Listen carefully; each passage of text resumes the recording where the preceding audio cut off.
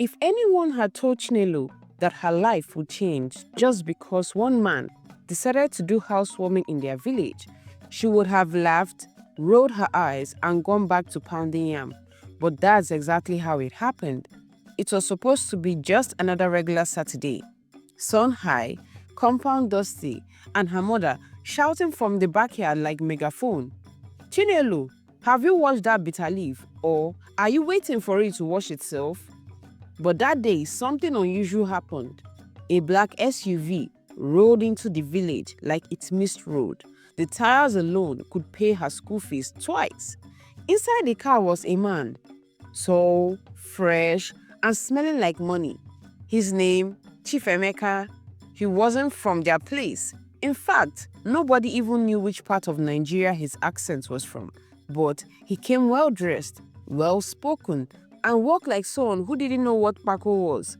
He had come for a housewarming invited by a friend who just finished building a big mansion that had satellite dish, borehole, and even generator that worked every day in that village. It was a miracle. Everyone was invited. Food was flowing like river. DJ was playing Egundeoma on loudspeaker, and Chinelo, she was doing what she did best, helping serve food and dodging small talks with aunties who like to say, "You don't grow." She wasn't trying to impress anybody. Her blouse had been ironed by putting it under a mattress overnight, but still, she looked radiant. That's how she always looked, effortlessly beautiful. Chief Emeka spotted her while sipping malt and nodding like an investor. From the moment he saw her, his neck forgot how to turn away. He asked around, "Who is that girl?" They told him, "Brilliant girl, humble home, finished secondary school with flying colors, but no wings to continue, no money for WAEC, no helper, no hope." That was all he needed to hear. Next week, he showed up at their compound. Now, her parents were not fools. They asked questions. "Who are you? Why do you want to help our daughter?" But Chief smiled, said it was a divine assignment, that he believed in education, that he saw potential in her, that God led him. The man was speaking in parables, but his wallet was speaking fluently, so they agreed. He said he would sponsor her WAEC, move her to a proper city boarding school, and set her up for university success. Chinelo couldn't believe it. Just like that, her life flipped like okra on hot oil. She was soon packing her small Ghana must-go bag, hugging her siblings and crying, not because she was afraid, but because life was finally smiling at her. And in their village, smiles came once in a while and wore wrappers. When she got to the city, everything changed. Tall gates, fancy uniforms, girls who sprayed perfume before sleeping, boys with iPhones and no sense, students that said like 5 times in one sentence. Chinelo had never seen anything like it, but she adjusted quickly. She was smart, observant, and her village setting faded fast like roadside poster in rainy season. She made friends, some sweet, others just professional gossipers. And one Saturday, Chief Emeka came to visit. As he pulled up in his usual black SUV, the compound scattered. One girl whispered loudly, "Who be that sugar daddy where they come see Chinelo?" Chinelo laughed. "Please, oh, that's Chief Emeka. He's the one sponsoring me." Another girl leaned closer, pretending to tie wrapper.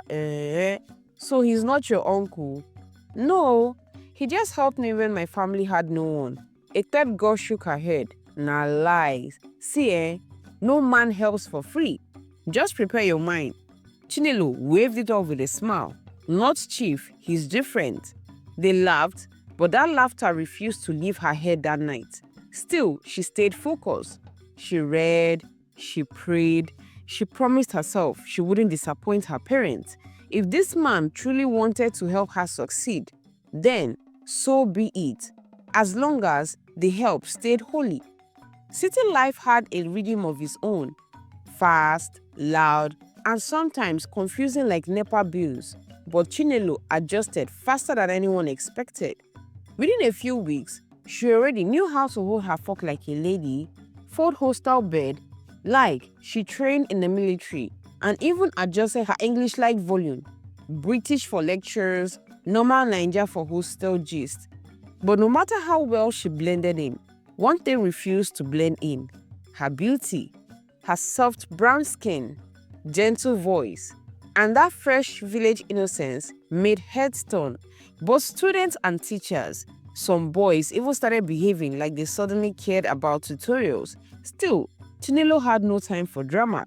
She kept her head in her books, avoiding forming cliques and secretly looking forward to one thing: Chief Emeka's monthly visit. He never missed a month. Rain or shine, strike or exam, he would show up like a government salary. He always called ahead, "My fine girl, hope you are coping." Then he would arrive in his usual smooth kaftan and dark sunglasses, like someone auditioning for a Nollywood politician role. He brought provisions, sometimes too much: biscuits, toiletries, gari, malt, 2 pairs of sneakers, and books she never even opened. One time, he even bought a power bank and a torchlight that could blind mosquitoes. After each visit, he would smile, tell her, "Stay focused, my girl," and zoom off with his tinted windows. It didn't take long before the hostel girls started whispering, Chief Emeka is around again." One of them said dramatically as his SUV rolled up like presidential convoy. Another girl rolled her eyes. "He dey come every month. What is he looking for? Exam timetable?" That day, Chinelo came back to the hostel, holding 2 sneakers and that famous power bank. She was smiling, but her roommates were waiting like NTA news anchors. "Chinelo, be honest. You sure say this man is just helping you?" "Yes now," she said, smiling. "Why?" One girl raised an eyebrow like an inspector. "Because no man just spend money like water unless the pipe connects, reach bedroom. He's not your uncle. Are you sure he's not your God forbid?" Chinelo snapped. "He has never even touched me. He always calls me his daughter." They all burst into laughter. "Nah, so it starts so. My daughter today, my wife tomorrow." "You're too naive," one said, peeling orange. One day he'll ask for all his investments back with interest. That night, as Chinelo lay on the hostel bed, bunks squirking with every turn, their words echo in her head like a bell for morning devotion. Could they be right? But Chief had never crossed the line. He had never made her uncomfortable, never said anything wrong. He asked about her results, praised her effort, encouraged her dreams, and left. She told herself, he's just a kind man. Not every man is a beast. This one is not like those wicked uncles in village stories. So she continued trusting him. Time flew. She passed WAEC like breeze, made her papers clean. Not miracle center results, but her own sweat and brain. She gained admission into a federal university to study business administration, and the first person she called wasn't even her parents. It was Chief Emeka. His voice was rich with pride. "I told you, you'd make it. You're a star, my fine girl." She smiled. "Thank you, Chief." The journey that began in a dusty compound with jollof rice and loud music at the housewarming party had now reached the front gates of university life. She packed her bags with fresh hope, hugged her family and left, still under the care of the man everyone now casually referred to as Chief. And for Chinelo, life was just beginning. University was a different kind of jungle, not the type where people carry cutlass. No, this one was more advanced. It was a place where your English, your perfume, your dressing, your CGPA, and your ability to form unbothered determined whether you survive or disappear into irrelevance. Chinelo, the first few weeks, felt like being thrown into a movie set she hadn't auditioned for. Lecture halls were packed with strangers who behaved like they had PhD in eye service. Lecturers didn't know your name. In fact, some didn't even believe you had one unless you're failing. And the students, they moved like they already signed endorsement deals. But Chinelo was focused. She read like exam questions were hiding in her toothpaste. She volunteered for group work like it pays salary. In no time, she earned a reputation, Madam Focus, and she wore the name proudly. Even when some girls paraded their iPhone 13s, foreign perfumes, waist snatchers, and fake lashes long enough to fan you, Chinelo walked by with clean brows, quiet dignity, and real results. She didn't even know that people were noticing her until one fateful departmental meeting.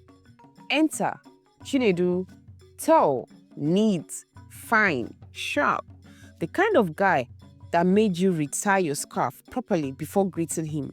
During the meeting, Chinelo had suggested a new way to handle group assignments, something practical and smart, but Chinedu challenged it. No offense, he said, flashing a confident smile, but you don't need to overdo, just be yourself. Chinelo didn't flinch, and maybe being myself is the reason I'm here in the first place. Boom, silence. Someone at the back even muttered, or more. The small tension turned into chemistry. From that day, their paths started doing accidental collision. Library corners, church fellowships, food vendor lines, and gradually, small talk turned to gist turned to deep convos, and before long, the chemistry was louder than a generator during blackouts. Chinedu was different. Yes, he came from a rich home, but he didn't walk around like he invented money. He didn't flaunt brands or try to impress. In fact, he was the kind of guy that carried his own laptop bag and helped others plug in the extension cord during all-night reading. He was into small businesses and was building a youth investment idea. But the real magic, he listened. He was the first person Chinelo opened up to about her past, how Chief Emeka helped her, her life in the village, and how she still couldn't believe how far she had come. He had always been respectful, she told him. Never touched me, never said anything off. I owe him everything. Chinedu nodded thoughtfully. I understand, but be careful. Not every helper is helping from a pure heart. Some are just playing the long game. Chinedu laughed. Chief, he can't even hurt a fly. Chinedu smiled, but deep down, his instincts were adjusting their belt. 2 years flew by like WhatsApp status updates. Their bond deepened. Chinelo met Chinedu's people. Chinedu met her people. Friends started calling them husband and wife in training. Chinedu's father, a sharp businessman with a deep voice and deeper pocket, took a serious liking to her. Her course in business administration aligned perfectly with his firm's structure. One day he told Chinedu privately, "That girl is smart. Don't play with her. If you don't marry her, I'll hire her." Chinedu laughed, but he knew his dad wasn't joking. Everything was aligning. But in the shadows, Chief Emeka remained constant like NTA logo. Still sent money, still visited once in a while, still called her my fine girl. Chinelo, open as ever, kept Chinedu in the loop. No secrets, but Chinedu, every time he heard Chief, his stomach would do small press up. He didn't show it, but his spirit never trusted that man. Then came the graduation dinner. A week before convocation, Chinelo received a call from Chief.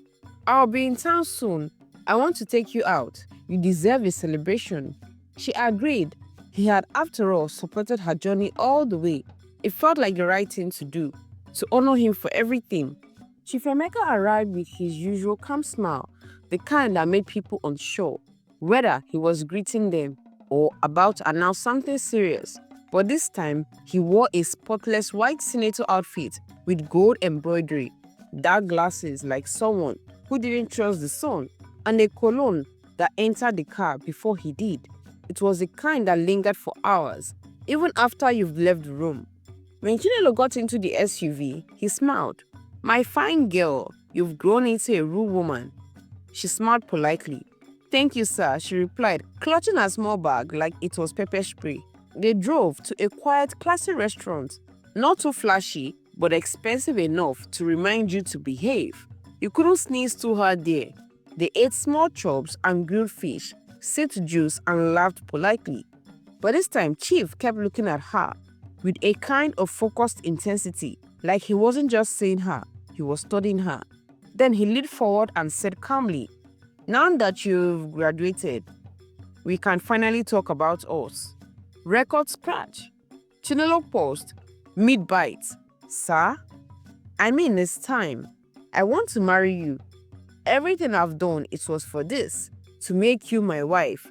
A folk drop. In fact, if you listen closely, you'd hear the folk say it don't happen. Chief, she stammered. I thought you saw me like your daughter. He frowned like someone correcting jam answers. I never said that. I've always called you my girl. I have taken care of you like a queen, not a child. Chinelo's heart started beating like generator starter rope. I never saw this coming. I'm sorry, sir, but I can't marry you. I'm already engaged. I've been in a serious relationship for 2 years now. Chief blinked slowly, then hissed in rich people's tone. That boy, that small boy, after everything I've done for you, you think you can just walk away. She stood up carefully, like someone leaving a snake pit. You never told me this was your plan. If I knew, I would have paid you back in any way I could. I can't marry you.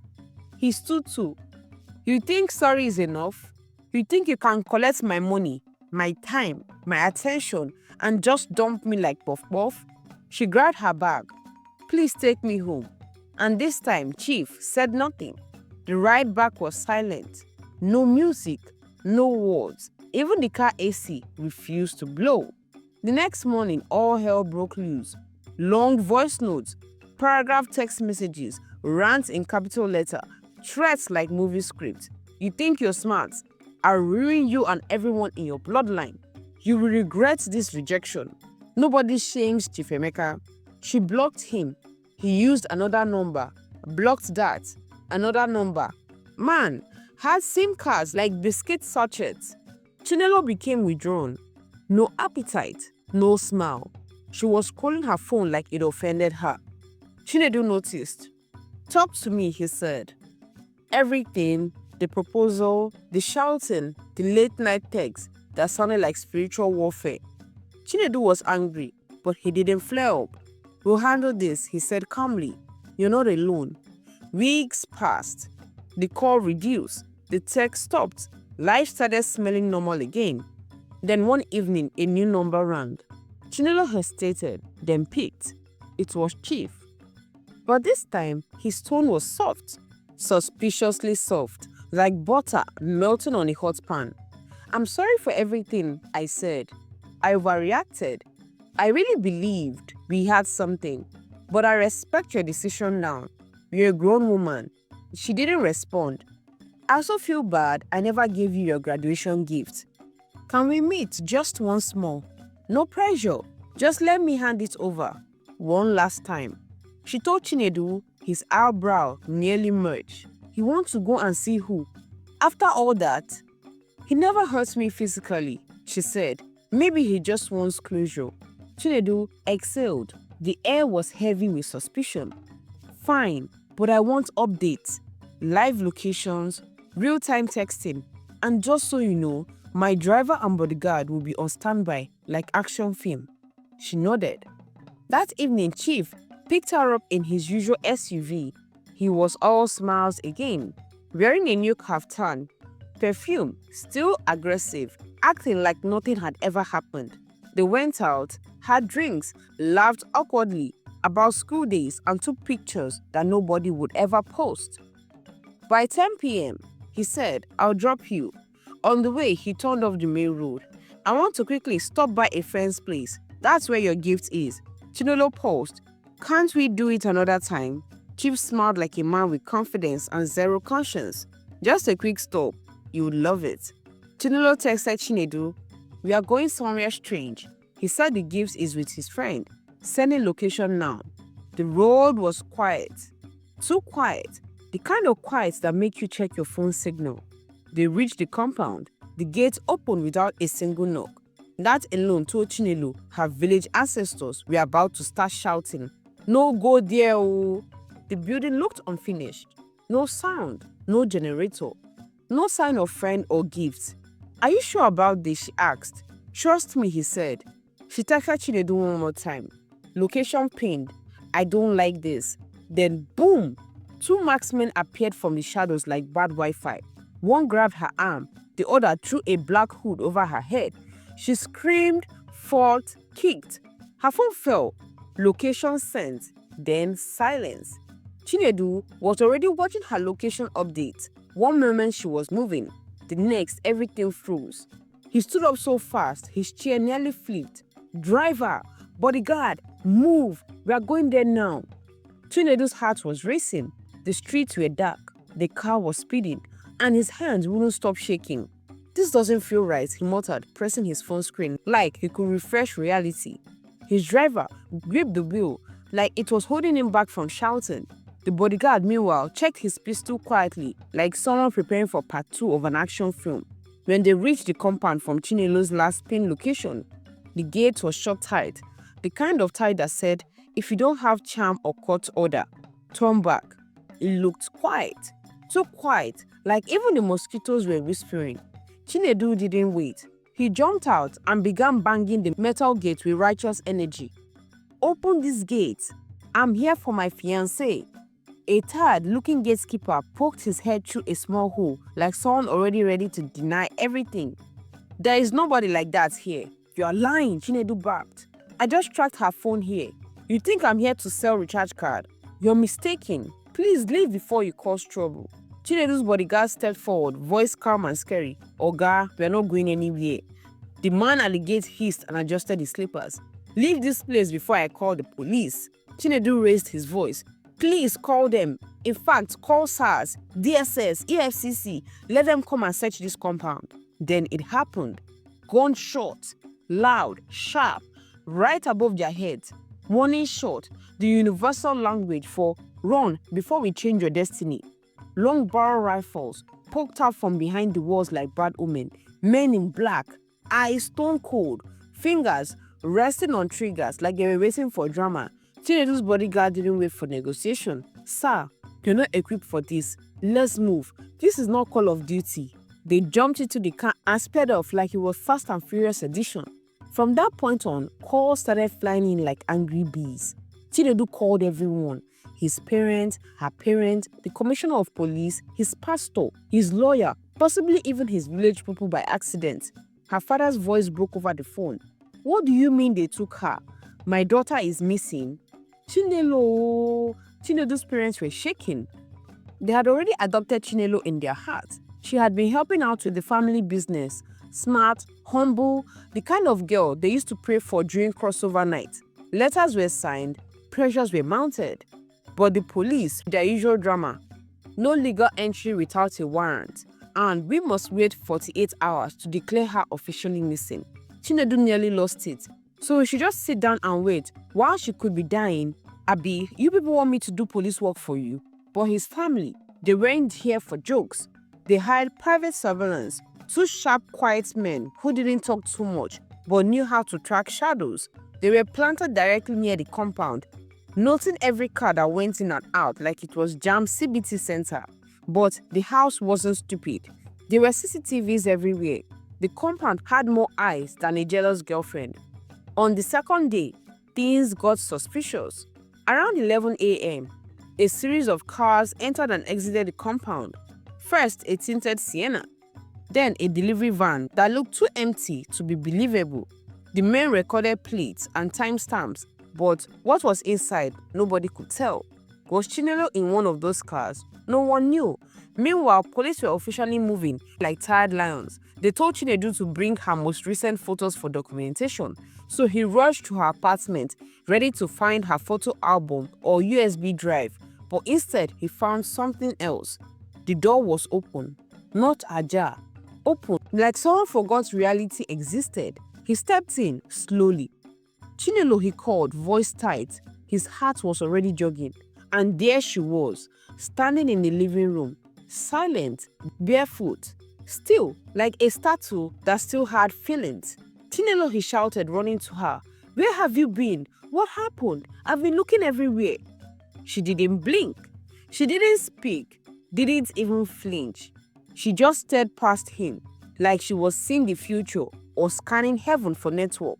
Chinedu panicked. Chinelo, talk to me now, please. He touched her arm.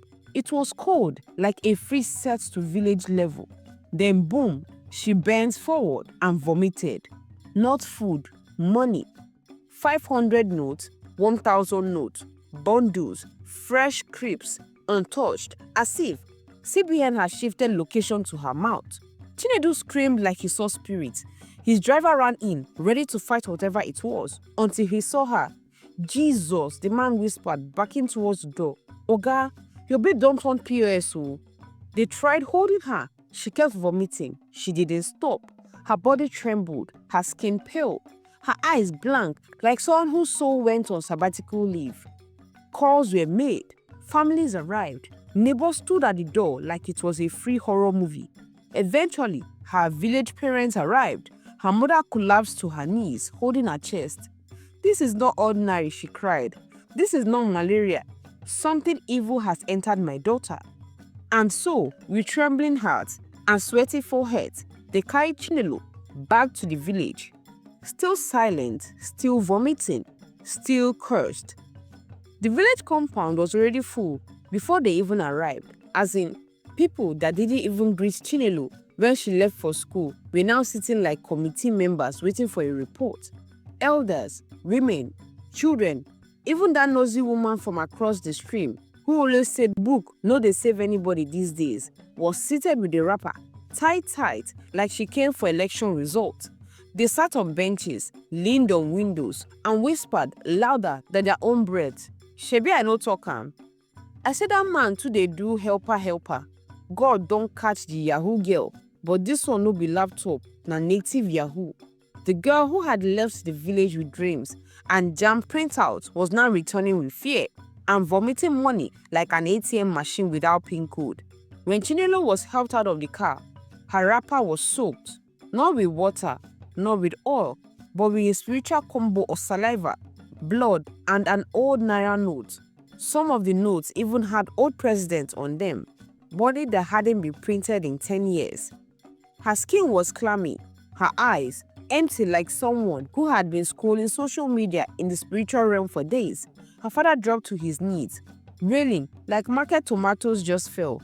Her mother knelt flat on the sand, raising her hands dramatically. What have we done to deserve this, oh God? Who did we offend? Even if na lie she tell, is it by money? Native doctors were summoned, not just one. From one town away, then 2 towns away. Then someone even suggested, let's try the one from Cameroon. His tongue is hot. They came, they examined her, they chanted. One poured green on the ground, the other licked the air. The first one said, stroking his beard, this girl is cursed. Not just ordinary curse, ritual curse, Naira curse, ATM curse. Money will keep leaving her body until her soul dries like ogbono in the dry season. Everyone gasped. Even the gossipful neighbors held her mouth for the first time. But who did this? Her mother screamed. Who used our daughter like POS? One of the oldest priests looked straight to her mother like a man who already had the receipts. Someone rich, someone powerful, someone wicked, someone who probably wears white senator and sprays perfume that smells like sin. Everyone chorused in their hearts. Chief Emeka, they didn't need prophecy, just common sense and village gist. But even as native priest tried, Chinelo got worse. Her vomiting became intense, aggressive, like a spiritual slot machine that couldn't stop spinning. And then foreign currencies joined the party. Dollar, euro, even a torn Ghana cedi. Ha! Jesus, she's now vomiting international disgrace, one woman screamed, holding her chest like her own daughter was affected. That was when her father stood up like a man with one last move in a game of spiritual chess. He called the pastor, not the dancing type, not the one with 17 bodyguards and tinted Lexus. This one, the dry fasting type, the I don't wear perfume because the Holy Spirit is my aura type. He arrived the next morning, tall, dark, no nonsense. Prayer was dripping from his body like sweat. He didn't greet, didn't smile. He walked into the room where Chinelo lay on the mat, surrounded by calves like a Yahoo boy who lost consciousness at a nightclub. He looked at her once and said, this is not ordinary, we are going to war.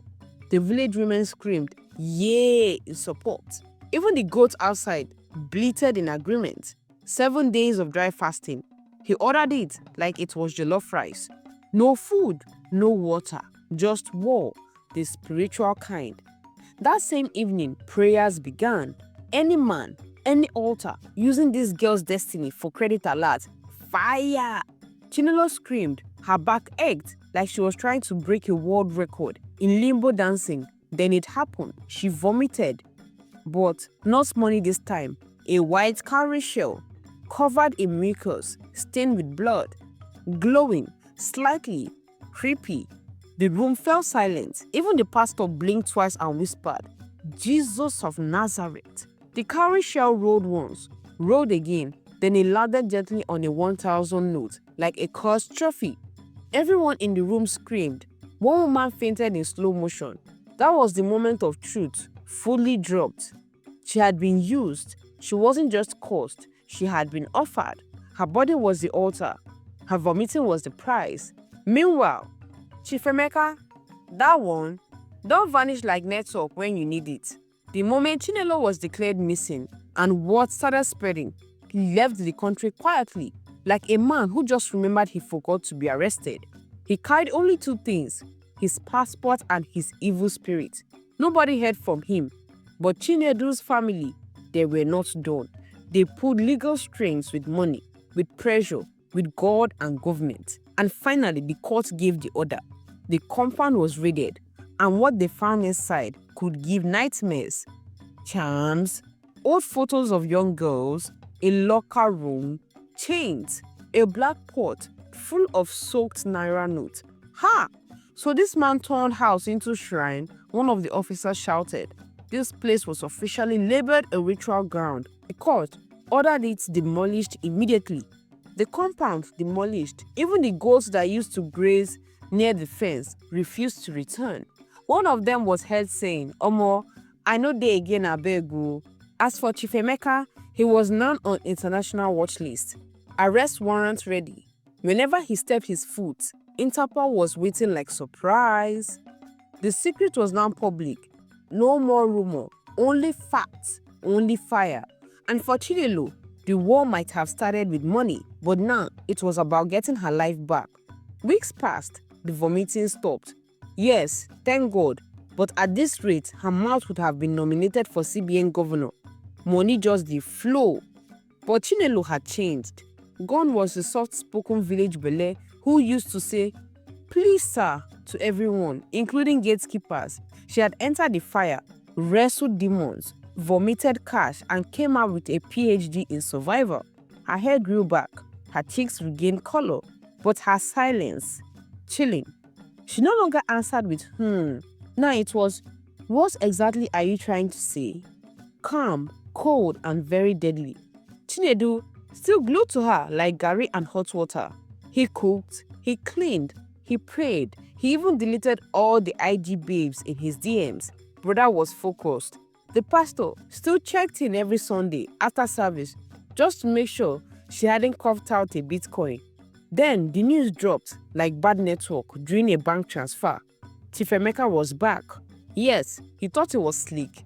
He booked a silent flight. No post, no updates, not even WhatsApp status. But as soon as his Gucci slippers touched Murtala Muhammad Airport, boom! Oga, you are under arrest. The police came prepared. Plainclothes officers, SARS, LASMA, even one angry-looking immigration uncle joined for moral support. They grabbed him, no long talks. By 9 a.m., he was in cuffs. By 12 noon, his mugshot was trending on Twitter. By 2 p.m., people had already started remixing his picture with hashtag like hashtag from chief to cellmate, hashtag money vomiter boss, hashtag who could help am now. The charges: ritual exploitation, use of human for spiritual ATM, illegal confinement, and being the uncles and mothers warned us about. The trial was a national event. The courtroom full, journalists everywhere. Village women who had never left Anambra were now sitting in Lagos, holding Chinelo's picture like she was Princess Diana. And Chinelo, she wore a white dress. No makeup, no fake eyelashes, just pure, you messed with the wrong village girl energy. She walked to the witness box and stared Emeka down like today, God will finish what he started. You used me, she began. You called it kindness, but it was a contract I didn't sign. You gave me provisions and thought you bought my future. Silence. You dressed your wickedness in kaftan and perfume, but now the smell of justice is stronger. I said no and you tried to bury me, but I refused to be composed. The room was frozen. Even the judge blinked twice and adjusted his wig. You cursed me with money because you thought it was my weakness, but I spat it out literally. You wanted to own me, but all you did was set me free. And then came the line that made a viral quote. Money left my mouth and peace entered my soul. You will never find peace. You will never find love. When you die, even mosquitoes will ignore your body. Even the court clerk almost shouted, "Ewo." The judge didn't waste time. Chief Emeka, for your crimes against humanity and for embarrassing the ancestors, this court sentences you to maximum imprisonment.